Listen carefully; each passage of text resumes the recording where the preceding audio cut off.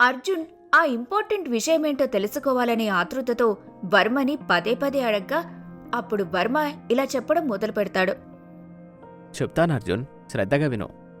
16వ శతాబ్దంలో రాయలవారి విజయనగర సామ్రాజ్యాన్ని నిర్మిస్తున్న సమయంలో ఆయనకు ఎదురైన అతిపెద్ద శత్రువులు దక్కన్ సుల్తాన్లు. వారిని ఎదుర్కోవాలంటే కావలసిన ఆధునిక యుద్ధ పరికరాలు గాని, యుద్ధంలో వాడే మేలుజాతి గుర్రాలు గాని వారి వద్ద లేవు. వాటిని సమకూర్చుకోవాలి అంటే అరేబియా లేదా ఆసియా ఖండాల్లో నుంచి అరేబియా సముద్రం మార్గం గుండా దిగుమతి చేసుకోవాలి. ఆ కాలంలో వాటిపై సంపూర్ణ నియంత్రణ కేవలం దక్కన్ సుల్తానులకు మాత్రమే ఉండేది. దాంతో వాటిని సమకూర్చడం రాయలవారికి ఒక పెద్ద సమస్యగా మారింది. సరిగ్గా అదే సమయంలో పోర్చుగీసులు ఆ సుల్తానులపై యుద్ధం చేసి గోవాని వాళ్ల సొంతం చేసుకున్నారు. దానికి కారణం వారి దగ్గరున్న ఆధునికమైన యుద్ధ పరికరాలు, తుపాకులు, మందుగుండు సామగ్రి, ముఖ్యంగా పర్షియాకు చెందిన మేలుజాతి యుద్ధపు గుర్రాలు. ఆ విషయాన్ని తెలుసుకున్న రాయలవారు వారితో ఒక ఒప్పందం కుదుర్చుకున్నారు. అదేంటంటే రాయలవారికి కావలసిన ఆధునికమైన యుద్ధ పరికరాలు, తుపాకులు, మందుగుండు సామగ్రి, పర్షియాకు చెందిన మేలుజాతి యుద్ధపు గుర్రాలను సముద్ర మార్గం గుండా గోవా తీర ప్రాంతం నుండి వారికి అందజేయాలి. అందుకు బదులుగా పోర్చుగీసులు కోరినవి మిరియాలు, చేనేతలు, వజ్రాలు మరియు బంగారు నాణేలు, మిగతా వంటివి రాయలవారి దగ్గర కొరతలేదు. కాని సుల్తానుల నియంత్రణ వలన వర్తకాలు నిలిచిపోవడంతో కోశాగారంలో బంగారు నాణేల నిధులు లోపించాయి. సరిగ్గా అదే సమయంలో రాయలవారికి ఎంతో నమ్మిన బంటైనటువంటి తెనాలిగారు ఒక అపూర్వమైన సలహా ఇచ్చారు. అదేంటంటే కాళీమాత ఆయనకు అనుగ్రహించినటువంటి అపారమైన జ్ఞానగ్రంథంలో ఎలాంటి లోహమైన బంగారంగా మార్చగలిగే ఒక అద్భుతమైన మణిరహస్యాన్ని తెలియజేశారు. అలా ఆ రాయి సహాయంతో రాజ్యంలో ఉన్న అన్ని రాగి మరియు వెండి కాసుల్ని బంగారు నాణాలుగా మార్చారు. అలా వారికున్న సమస్య తీరిపోయింది. అప్పట్లో ఆ మణిని శమంతకమణి లేదా పారసమణి అని అనేవాళ్లు. మన మోడర్న్ డే సైన్స్లో దీన్ని ఫిలోసఫర్ స్టోన్ అని కూడా అంటారు. వావ్, మీరు చెప్పేది నిజమా సార్? నేను దీన్ని నమ్మలేకుండా ఉన్నాను. ఇంతకీ ఆ స్టోన్ ఏమైంది? ఆ మణి ఏమైంది? అదిప్పుడు ఎక్కడుంది? ఓ, కాస్త ఆగవే బాబు, అక్కడికి వస్తున్నా. ఆయన చివరి దశలో యువరాజు తిరుమలరాయ అకాల మరణంతో కృంగిపోయిన రాయలవారు రాజ్యభారాన్ని ఆయన తమ్ముడు అచ్యుతదేవరాయల వారికి అప్పగించి అజ్ఞాతంలోకి వెళ్ళిపోయారు. ఆయన వెళుతూ ఎప్పటికీ ఆ మణి శత్రువుల చేతికి చిక్కకూడదనే ఉద్దేశంతో దానిని ఆయన వెంట తీసుకెళ్లిపోయారు. ఆయన ఊహించినట్లుగానే తర్వాతి కాలంలో రాజ్యం పతనమవడంతో రాయలవారి సంపద శత్రువుల పాలైపోయింది. ఆ మణి కోసం ఎంతోమంది రాజులు, సామంతులు, పరిశోధకులు ఎన్నో వేల ప్రయాసాలు చేసి ఎడతెరపు లేకుండా ఏళ్ల తరబడి గాలించారు. కాని ఆ మణి మాత్రం ఇంతవరకు ఎవరి చేతికి దొరకలేదు. అయితే ఇప్పుడు ఆ మణిని కనుక్కోవడానికి ఏ మార్గం లేదా సార్? ఇంతకీ రాయలవారి ఎక్కడికి వెళ్ళిపోయారు?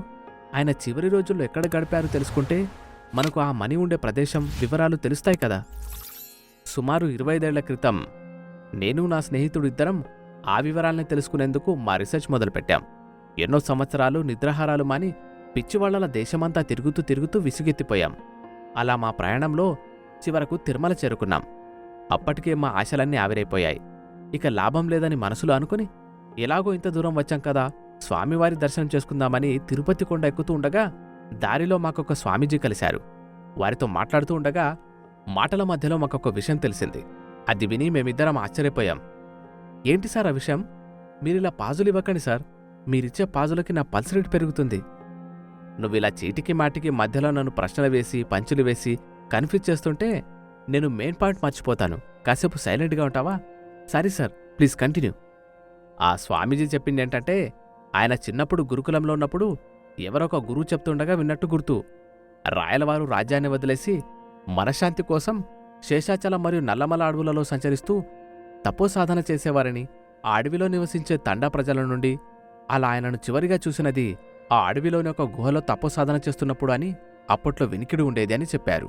కాని దానికి సరైన రుజువులేమీ లేవు కాబట్టి ఎవరూ దాన్ని నమ్మలేదు అంటూ చెప్పుకొచ్చారు. ఆ మాటలు వినగానే 3 ఏళ్ల మా కష్టానికి ప్రతిఫలం దొరికింది, స్వామి దయ వల్లనే మాకు ఆ క్లూ దొరికిందని సంతోషపడుతూ ఆయన దర్శనం చేసుకుని ముందుకు సాగాం. కాని సరిగ్గా మాకు అప్పుడొక పెద్ద చిక్కొచ్చి పడింది. ఏంటి సార్ అది? అర్జున్, నీకింతకుముందే చెప్పాను కదా, నన్ను మధ్యలో డిస్టర్బ్ చేయొద్దని. సరే సార్, ప్లీజ్ కంటిన్యూ. ఎక్కడున్నాను? చిక్కులో ఉన్నారు సార్. కరెక్ట్.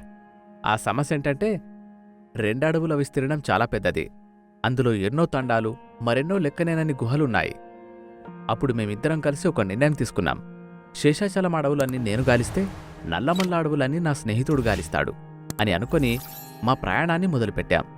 అలా 1 సంవత్సరం గడిచిపోయింది. ఒకరోజు నా స్నేహితుడు ఫోన్ చేసి ఇలా చెప్పాడు. ఒరే వర్మ, నీకొక గుడ్ న్యూస్. నేను ఆ మనీ ఉండే ప్రదేశానికి ఒక మ్యాప్ని కనిపెట్టాను. అవునా? నువ్వు చెప్పేది నిజమేనా? నేనసలు నమ్మలేకపోతున్నాను. ఎలా దొరికిందిరా? ఎక్కడ దొరికింది? అసలింతకీ ఆ ప్రదేశం ఎక్కడుంది?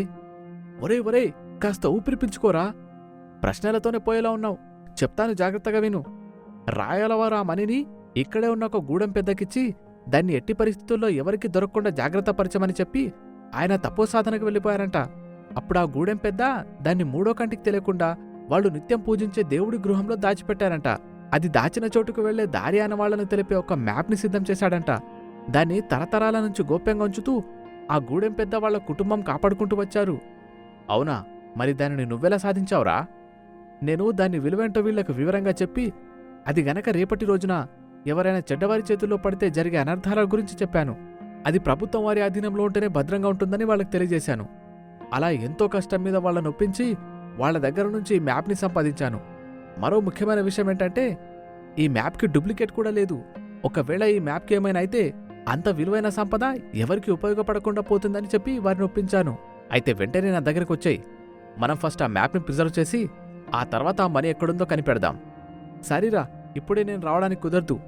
నా భార్యకి పురుటి నొప్పులు మొదలయ్యాయి. తనని వెంటనే హాస్పిటల్కి తీసుకెళ్ళాలి. అందుకని నువ్వే మా ఊరికొచ్చేసేయ్. నా భార్య డెలివరీ అయిన తర్వాత మనం ఇద్దరం కలిసి వెళ్దాం అని చెప్పాడు.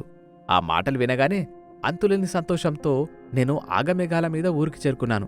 తీరా అక్కడికి వెళ్ళాక తెలిసింది నేను చేరుకోవడానికి చాలా ఆలస్యమైందని. ఎందుకు సార్, అసలేం జరిగింది? నా స్నేహితుడు తన భార్యకి పురుటి నొప్పులని తన భార్యని కారులో హాస్పిటల్కి తీసుకెళ్తూ ఉండగా వాళ్ల కారు అదుపు తప్పి ఒక లోయలో పడిపోయింది. ఆ కారులో మా ఫ్రెండ్ వాళ్ళ నాన్న కూడా ఉన్నాడు. ఒకే రోజు పాపం నా స్నేహితుడి కుటుంబం మొత్తం వాళ్ళ ప్రాణాలు కోల్పోయారు. నేనక్కడున్న ఊరి వాళ్ల సహాయంతో ఆ లోయలోకి వెళ్లి ఎంతగానో వెతికి చూశాను. చెదిరి పడిపోయిన కారు ముక్కలు తప్ప వారి మృతదేహాలు మాకు దొరకలేదు. ఆ మ్యాప్ కూడా అక్కడే ఎక్కడో పడిపోయింది. అలా ఒకేసారి నా ప్రాణ స్నేహితుణ్ణి, మేమిద్దరం కలిసి కన్న కలని కోల్పోయాను. నిన్ను చూసినప్పుడల్లా నాకు నా స్నేహితుడే గుర్తుకొస్తాడు. అందుకే నీతో ఇన్ని సంవత్సరాల తర్వాత మళ్ళీ ఆ రీసెర్చ్ మొదలు పెట్టాలని అనుకుంటున్నాను. నా స్నేహితుడి చివరి కోరిక కూడా అదే. ఎలా అయినా నా స్నేహితుడికి మనశ్శాంతి చేకూరుతుందని ఆశిస్తున్నాను. సార్, ఒక్క నిమిషం ఆగండి. సార్, మీ స్నేహితుడి పేరేంటి సార్? Archaeologist RK. అంటే ఆయన పూర్తి పేరు రాధాకృష్ణ కదా సార్? అవును. ఆయన ఊరు అహోబిలమే కదా సార్? అవును అర్జున్, అవును. ఇవన్నీ నీకెలా తెలుసు? ఆయన ఇంకెవరో కాదు సార్, మా నాన్న, research officer of archaeology Radhakrishna, son of deputy superintendent of archaeology Gopalakrishna. ఏంటి, నువ్వు మా ఆర్కే కొడుకువా?